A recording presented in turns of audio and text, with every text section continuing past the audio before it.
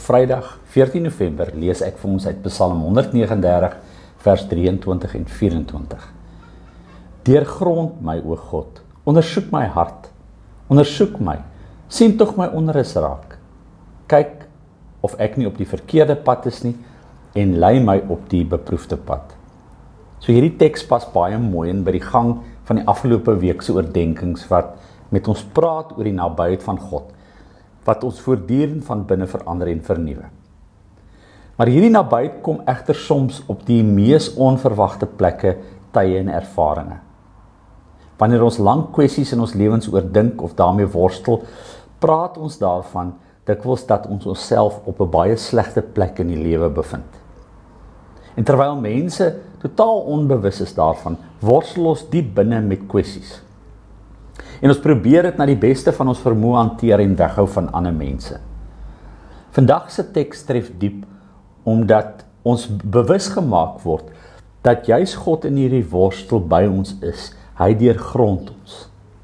Deurgrond beteken dat hy besig is om op maniere in die warboel van gedagtes en ervarings en emosies in ons orde te skep en ons in 'n rigting te stuur. Dit kan kalmeer ons en help ons om nuwe rigtings en onverwagte rigtings in te slaan, of selfs net onverwags om in dieselfde omstandighede met 'n totaal ander gesindheid te gaan leef en in te gaan. Deurgrond gebeur nie sommer in 'n oomblik nie. Dit vat tyd.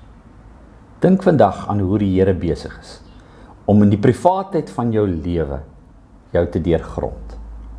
Kom ons bid saam. Here, ondersoek my hart